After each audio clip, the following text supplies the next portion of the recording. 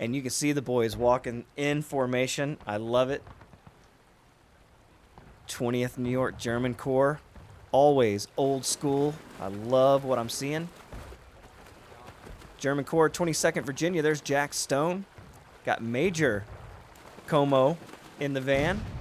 And we've already got the big guns going off. This is the Pry Ford map. This is where the concept for Confederate Jelly and Yankee Jam came from. It was a battle on this map. And oh boy, does it get bloody. So sit back, relax, and enjoy the fun. Thank you to everyone in the UEC for letting me be here. Guys, I cannot tell you how honored I am to be a part of this. It is so much fun.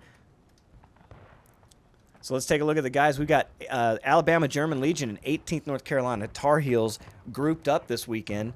And James Ryan's got the flag. Oh boy, you know what that means for those Yankees. And it ain't good. First volleys coming off right away. And we got the Union in their usual tactical spot here behind the fence trying to get cover. And they'll usually try to attack that middle. They want to stay away from those Confederate guns. You can see the smoke in the background. Haha, that's right, you don't run across water. You march like gentlemen and you die like men. That's what Claiborne said. That was some of his last words that everyone ever heard him speak. One of his buddies, I can't remember if it was one of his staff or one of his other generals, but said it was suicide, and Claiborne had had a couple of horses shot out from under him before he decided to walk, and he said, well, I think it was Gorman. Well, Gorman, if we're going to die, let us die like men, and he certainly did. You can see the cavalry units here. Not a lot of cavalry fighting in Antietam. I'm going to do some research and find out if we can find some interesting cavalry stories. For sure, but they had my favorite weapon, man. I love those carbines. They are my fave. You can see the Union really stacking up on the Union right here, and they're going to move off to their right. That's going to be the 51st New York. Lord, look at the Serpent Brigade. Large and in charge and waterproof. I like that name. And Major Venom in the van. This is one of the finest units in War of Rights. I know I say that about all of them, man, but I believe it. They're so good. And we're going to see what the 51st New York can do. Swinging a big stick this weekend. A lot of guys. And that's a testament to great leadership. It always amazes me how many people come in and out of the ranks. Ooh, you can see the fire coming in as they charge for the rocks. They want to stay spread out. These Confederates have a great position. Can they hold? Here come the Serpents. Will they get help? Yes, they will. More Union flooding into the area, and the Serpents are doing it with the bayonet.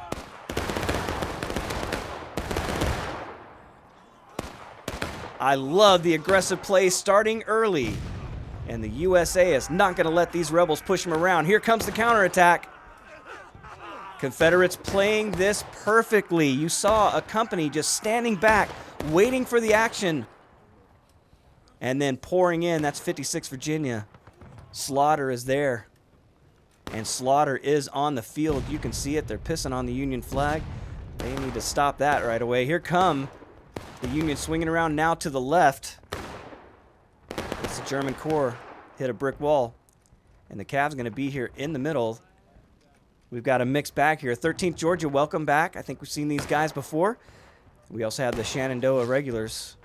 I believe they're called the regulars. Tall Gray had to correct me on that. My brain's little, guys, and I have to keep it full of hydronics information plus Civil War stuff that I care about. It's hard to keep everything in my little head. A professional would take notes, but I'm doing this for fun right now.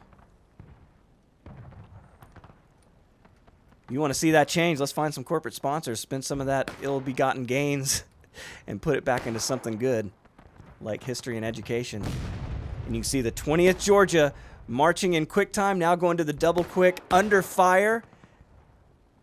Balls of solid steel on these young men. I love it. History matters. And you see the 3rd Alabama along with the 8th Florida. Boy, that's a deadly combination.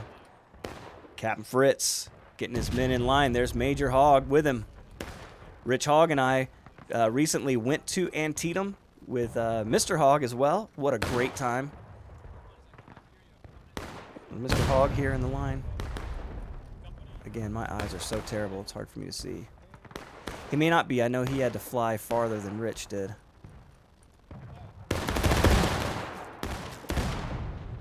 Pretty cool time, though, man. I'm telling you. If you can ever get to these battlefields, guys, you really want to. There's a different energy there that I can't explain.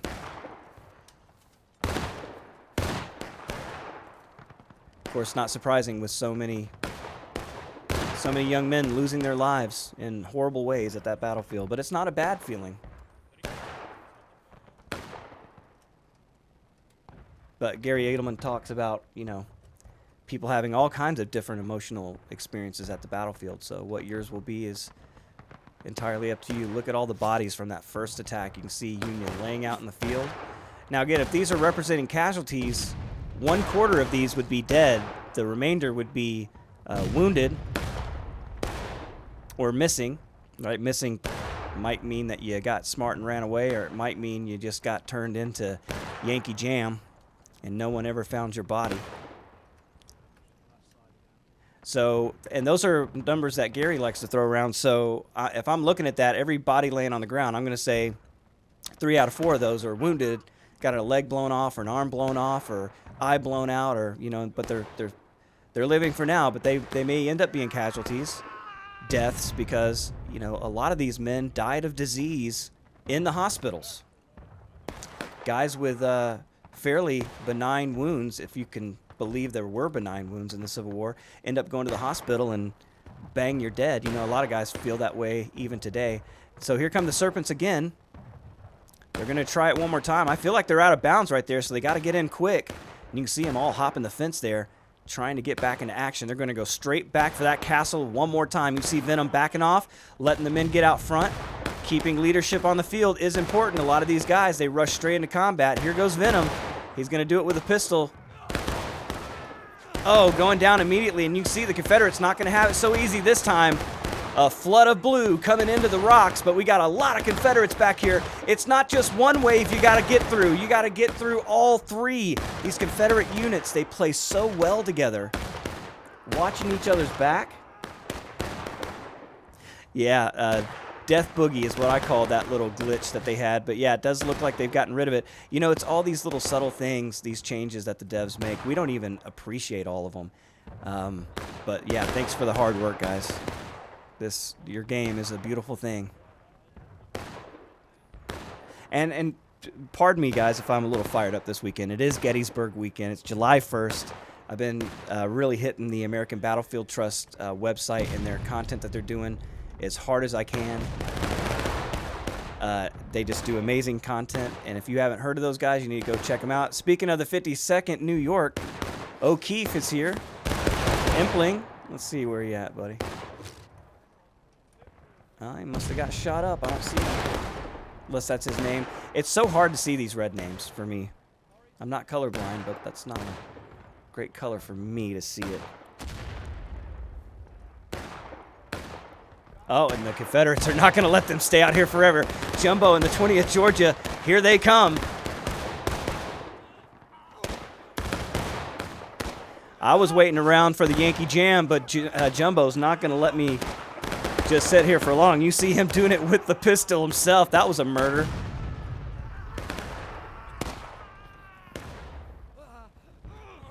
Does he have any bullets left? Oh! Look at him put it away.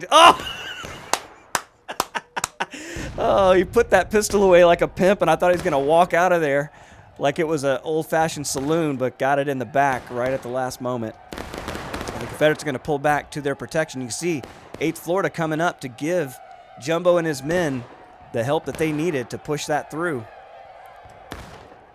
And even though it cost Jumbo his life, it stopped the Union advance. You can see them. You punch them in the face, and they tend to stop. And maybe I've just missed it, but so far, not a lot of Yankee Jam, not a lot of Confederate jelly. Surprising on this map, especially. These guys are really smart, though. They know where to hide to get away from this stuff for the most part. But You see, we do have Union on those guns over there. That's why these Confederates want to get behind the cover of this hill and stay on the left side of this map. And you can see that's exactly what they're doing. But these Union, they like to pull guns right up in front of you. You can see they got one right here, and they're doing counter battery fire right now. That is a 12-pound Napoleon. See the 8th Massachusetts firing that gun at those Confederates up the hill. Oh, and you can see they're shooting at spawn. I don't know if that's bueno. Maybe they're not aware. We also have Confederate gunners up here. You can see, and this is where the Confederates spawn. Moorman's battery, hadn't seen these boys in a while, also shooting a 12-pound Napoleon rifle. Or Napoleon gun. I think these were rifled. I can't really remember. Maybe not. Maybe the Napoleon were smoothbore. Again, I'm trying to learn all these details about these different things.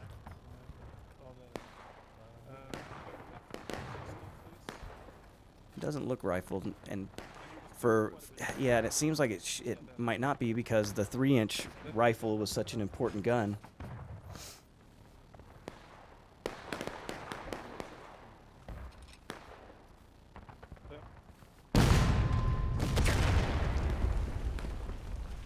Wow, and you saw the Confederate or the counter battery come in just a little high, just a bit outside. He tried the corner and missed. Okay, we got Union piling into the middle. Looks like 51st New York. It is the Serpents. Oh, Ulti is here. I thought he missed the day. He said he went to Iron Maiden recently. Hope you had a great time. Saw a couple pictures. Looked like you did. Iron Maiden, a hell of a metal band. Oh, there you go. And here come the Confederates. Oh, Lord, have mercy. Look at that one. 3/4 of the men going down in one blast, and now the Confederates pouring in to finish the job. I don't know if that's perfect timing or if that's just serendipity, but either way, the Union getting slaughtered in that, and Waterproof's the last one. He wants to pick up the flag like a great volunteer, just can't get it done, and that's it. Man, these Confederates setting traps and springing them. You can see them falling back now to the hill. That flag is South Carolina. So the Union has made progress. They are pushing up slowly, but they're out in the open, and that is not going to work against these Confederate gunners. Oh, the Irish are here, along with the 52nd New York, the 88th New York Volunteers, part of the Irish Brigade. In real life, they were at the Bloody Lane at Antietam. They were at the field at Mary's Heights in front of the walls. These men, these Irishmen, they took it hard. And you can see more movement on the right-hand side, but the Confederate left holding, slaughtering the 56th Virginia there. To slam the door on the Union again. And these Yankees here, these are brave men. This is one of the worst spots in the field you can be. You can see they want to be right over that little lip. It's hard to see here, but there's a little lip right there. They're trying to find a spot where that artillery can't hit them, but we just saw they can hit you anywhere.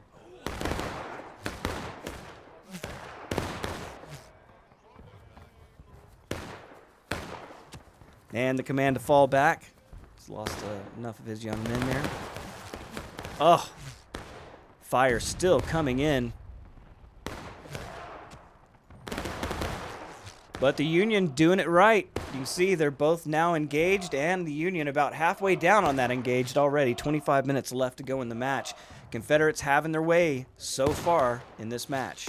This is an incredibly difficult map, in my opinion, for the Union.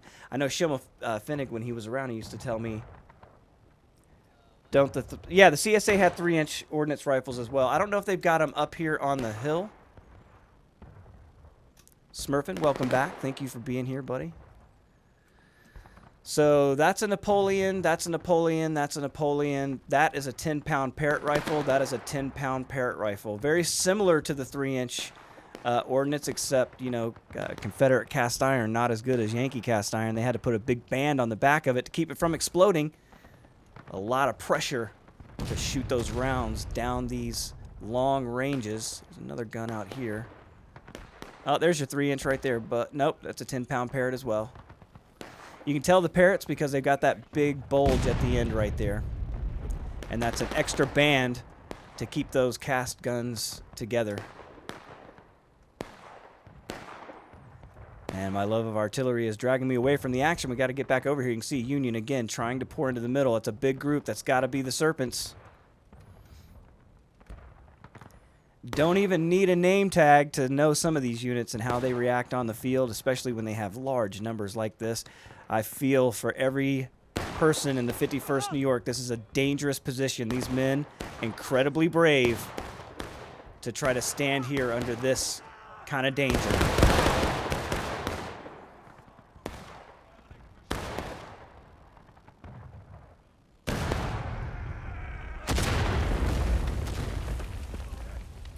Jeez. Well, you can see why I'm standing here. And the men, they might be rattled, but they're not moving. And that's going to allow more Union in the background. You can see going up the hill toward the Confederate artillery. And now they are going to move out. You don't want to stay in one place too long. Now, these guys are extremely exposed. Venom and the boys had a little cover, but O'Keefe and the 88th and the 52nd, man, these guys are in a lot of danger. Maybe they're trying to pull some of that heat away from their comrades, but man, there just aren't many left already. Heavy fire coming in from the Confederates, and you can see they're trying to move around on the right as well. But the Confederates just moving in. Oh man, a brave attempt. And here come more Union. This is going to be German Corps. And they're going to come in to support the 51st New York. I love the play, boys. This is exactly how units would have reacted. Again, and we're talking about 2 companies and 1 regiment. And of course, there could be 3 to 5 regiments in a brigade, 3 to 5 brigades in a division, 3 to 5 divisions in a corps. And these armies can get massive. You can see this huge flank attack coming in from the Confederates, masked by the hill.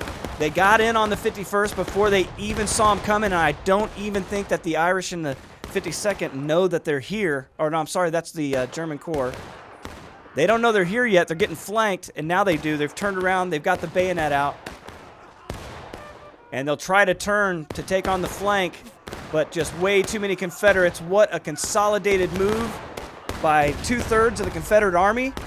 And they are going to take on the Union threat as a mass force. And that is going to be irresistible. The Union are going to have to run for their lives here.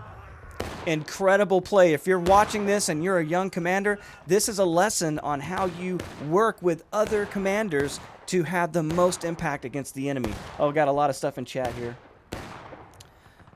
Sights are fucked up on the 10-pounder. Smurfin says he prefers the 3-inch. I prefer to watch you come back and shoot him, my friend. Nothing installs confidence like an artillery piece. Yeah, again, absolutely. And hey, Hardy's here. Hey, welcome, Hardy. Longtime subscriber, member of the cleaning crew, along with Silver Smurfin and the Ulti himself. You guys do a great job in the Discord. We haven't had a bunch of crap. Appreciate all that. And here as well. I hear Hog's voice. You always know where he is on the field. Danny as well.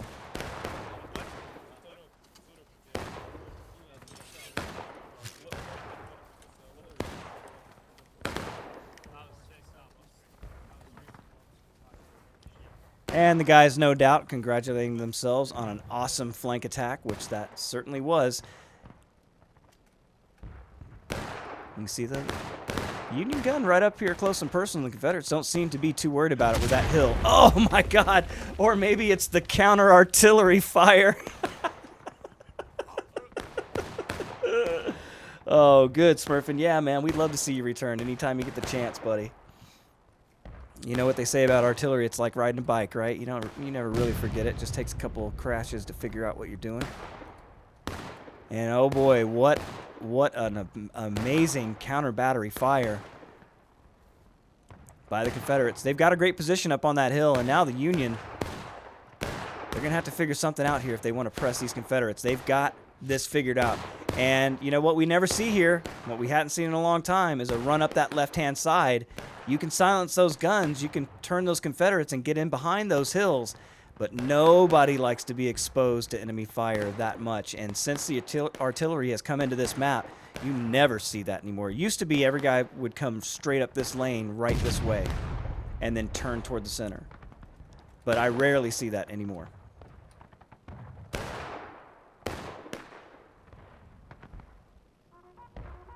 Oh, am I jinxing? If I show the cam, you're dead?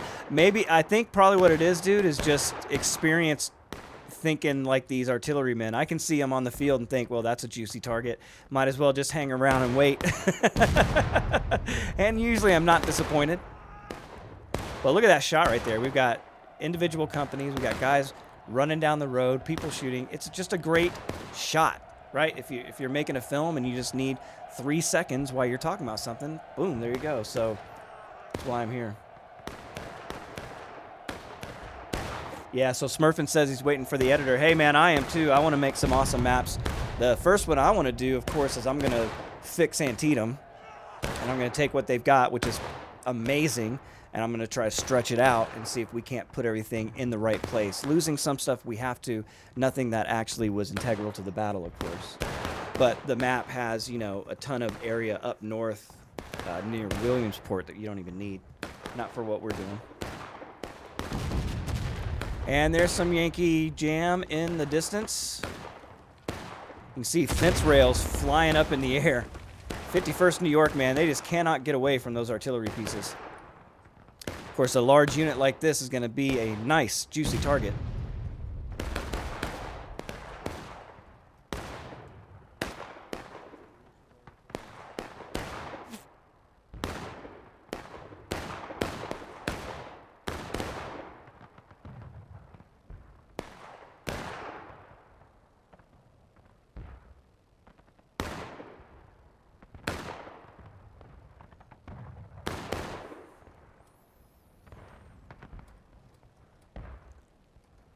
And you see the guys just kind of getting ready for another assault.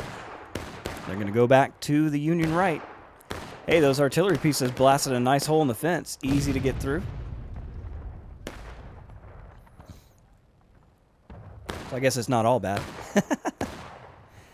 All right, let's see what they can do on this right hook. Maybe they caught them sleeping. They've been probing the middle, and now they're going to come hard to the right side. We got two large companies coming this way. 52nd New York German Corps. Boom, called it.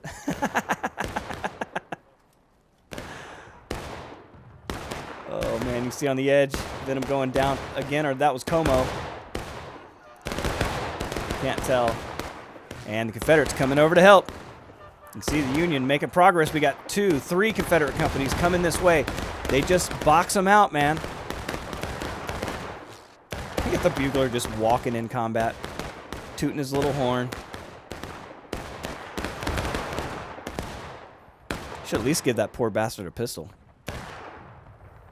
But the Union have now taken the clump of rocks. Can they use it to control and defend? Will this give more Union regiments now an opportunity to use the flank against the Confederates and come in behind them?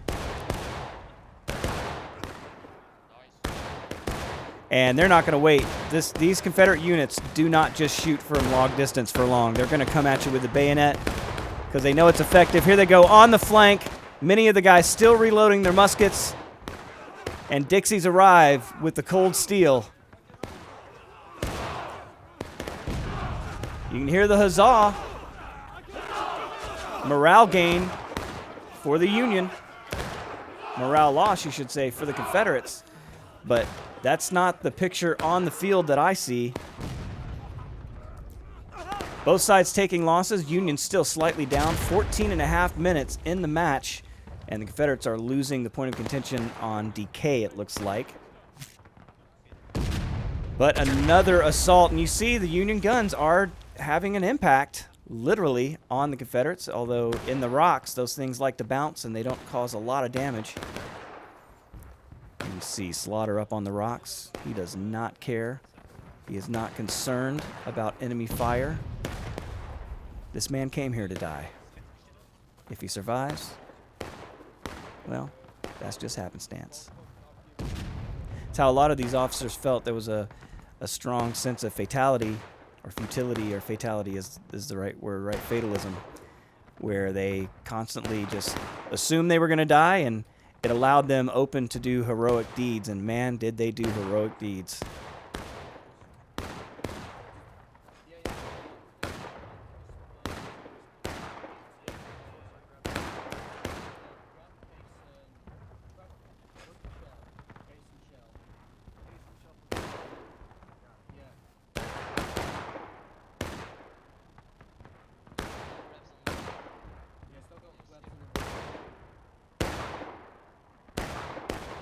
Looks like the Yankee gunners have found a tree to try to protect that battery from the enemy. Best of luck on that. I don't think those Confederates are going to be bothered by that tree. Well, you can see, once again, we're at 13 minutes left in the match. No one's got the point of contention, but you can see the blue line is lighter than the red line. That means the Confederates do have a lead here. And with the Yankees being the attackers, having more tickets, that doesn't bode well for the boys in blue. But like I said, a really, really hard map. You see the Shenandoah guys kind of holding the middle, keeping a fire going in the center of the map. Taking onesie-twosies. I mean, you kill a lot of guys because you're not drawing a lot of attention. But you're taking people out onesie-twosie. You can see the evidence is on the field. Man, carnage. Again, 1 in 4 of those was outright dead. And the remaining 3 were casualties missing. And a lot of those would die of disease later and in hospitals. So, brutal, brutal war.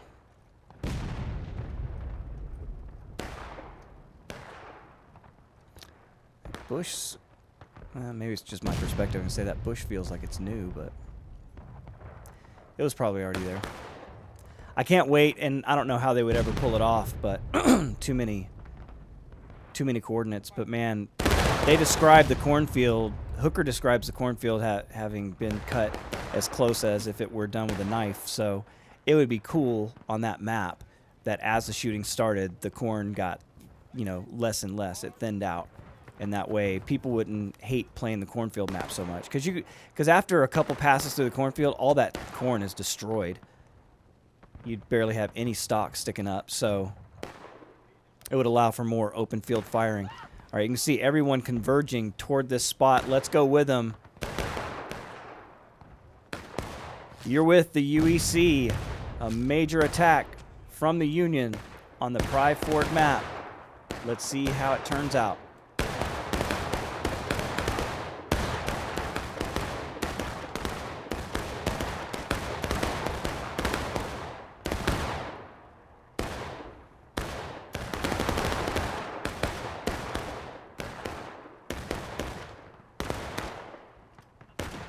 And you see the Confederates going in for the charge. There's a lot of Yankees here.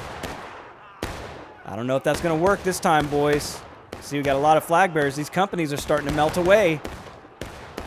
Union with a determined attack on the right flank, and it might hold this time. We got Confederates, but there's not a lot of them. They're going to have to come from spawn, and that's going to take them a minute. Will the Union push? You're going to have to push if you want to go. Oh, they're not going to have a chance. Here comes a counterattack. Large number of Confederates pouring in. This could do it. We have 2 Confederate companies here, and they're both coming with the bayonet. Exciting play. And more Confederates pouring into the area. You're not going to get this on a pub match. And if you haven't bought this game and you're wondering if it's worth it, it's worth it. It is so much worth it. Look how much fun these guys are having. That's amazing. These Confederate teams just play so well together. And you can see the Union's doing their best to do the same. I mean, the German Corps and the 51st, 2 large units trying to smash in at once. But they're just outnumbered, it looks like. The Confederates have multiple companies that swarm in at different locations. And I thought they had them that time because the Confederate units were pretty small, but they just kept coming. And they're close to spawn. Look, the Confederate spawn point's literally right there. The Union have to come from all the way across the creek. So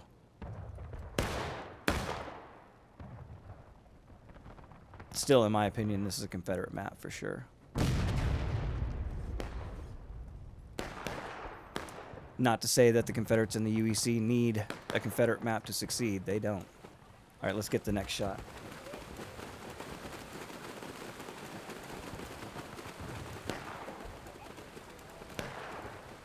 Yeah, that's right. Thank you, Monkey Strap. Yeah, it's on sale. Go out there and get it.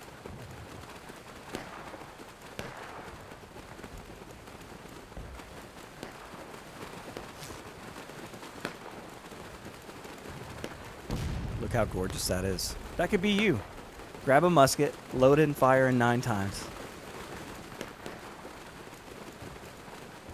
And come in and learn something. It'll teach you a lot about life, in my opinion. Working in these groups, look, especially if you're young and you want to learn what it's like to work in groups of real people who have real opinions, this is very much like working for a living.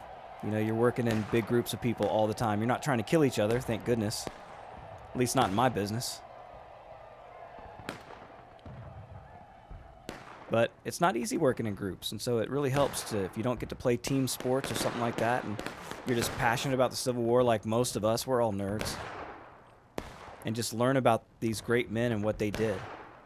And that's why Antietam is so important. You know, I say it a lot, and I'm never going to stop saying it. This battle changed the war. It was the first time the Union was able to be aggressive and stand up to the Confederates. Now, the whole idea they call it a draw, and why I probably think Gettysburg could be called a draw as well. Robert E. Lee stayed an extra day and offered McClellan battle, and he didn't take it, but it didn't matter because McClellan attacked him at South Mountain, and he attacked him at Antietam, and he didn't get destroyed. And though he couldn't destroy Robert E. Lee, it was enough to allow Lincoln to issue the Emancipation Proclamation. And that just completely changed the goals of the war to what we know it as today, to free slaves, to stop slavery in America. And thank goodness for that. So vitally important to the future of the country, and especially the telling of the narrative of the Civil War. This is where it all begins. Look at those boys in blue. Got those itchy wool uniforms on. Sending a damn fine volley downfield, downrange. So these skirmish maps have lulls in them. And that's what we got right now. The Union is breaking. So now the Confederates just want to get them down to final push. But the Confederates have to be careful now because they are taking losses. You see that red line starting to bleed down. If they go to breaking, then the Union can just bum rush the point of contention and hold it and win this match. They've got 6 minutes left, and you can see the Confederates know that. They're going to go over there, take back that point of contention, so the Union job just gets a little bit harder, or just that much harder.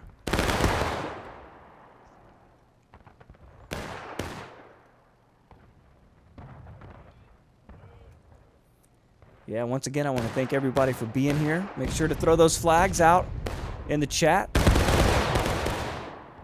Tell me who your favorite team is and who you want to win. You see, these guys are just in reserve. They're literally just waiting. So realistic. So disciplined, dude. Discipline. You know, again, they're not running around like a Rambo acting like a fool. Trying to get cheap kills on people. That's not the point of this game at all. Historically accurate. Look at these uniforms.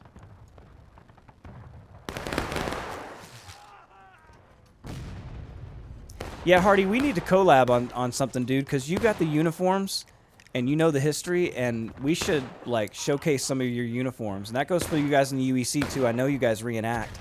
Let's, if you want to, we can show off some of your gear and we'll do a video. Because I think that's extremely interesting what these guys wore. You know, again, but it's for historical accuracy. That's what we're going for. See the different, I believe that's the kepi that they're wearing there. You can see the symbol for the infantry on some of them. Some of them don't have it. We got a brass buckle there.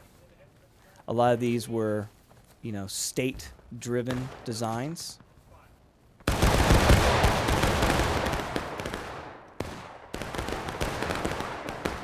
But these are U.S. regulars. Now, the Union did not have conscription. They did not have a draft at the time of Antietam. So you had regular army and you had volunteers. And that's something that a lot of people... Oh, the forage cap? So I thought the forage cap was the big long one that hung over the front. Is that the kepi? Maybe I got it wrong. Yeah, educate me. Educate me harder. That's what I'm talking about. We need to get on there and talk about this stuff.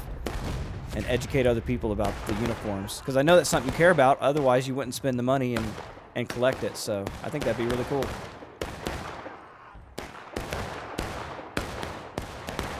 This Union is not giving up on this side, man. They are going to keep the Confederates honest on their left. And you see, they keep having to come in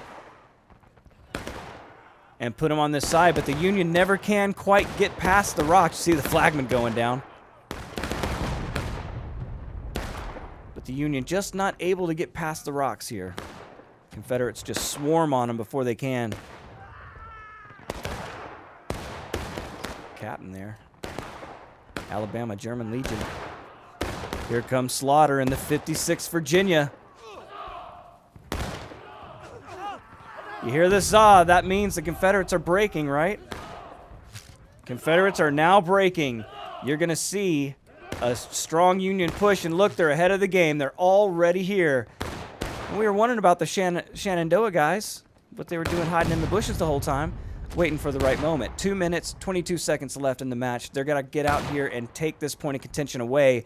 They're trying to show the other team members what to do, but they're not quite on the point. They're still using that little hill as cover.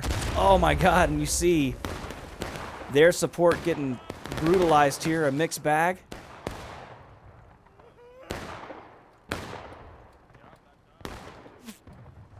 And the Union's going to have to get aggressive here, but they're going to have to get the size of the German Corps and the 51st New York back out here to make a difference. You can see the artillery already aiming in on that spot. When they get to the point of contention, they know they're going to be mincemeat. But here come the Union on their left. You see a company coming out.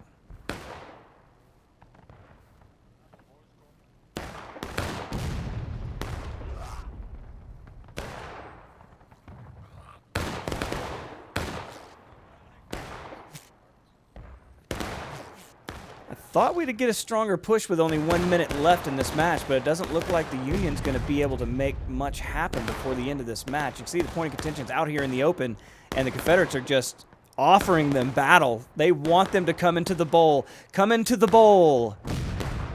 Come into the bowl of death. You might as well. You're already getting smashed by artillery. Look at that shot. Come into the bowl, Yankee. Here they come. Will they make a charge? There's no time left. They got to do it now. 47 seconds. You see Andrew Walsh leading the van. Here we go. And the Union trying to stop it at overtime. Avoiding the bowl as much as possible, but now they're coming into it. You can see this Confederate defense. Boy, that captain got popped and he pulled the sword out and still just started whooping ass.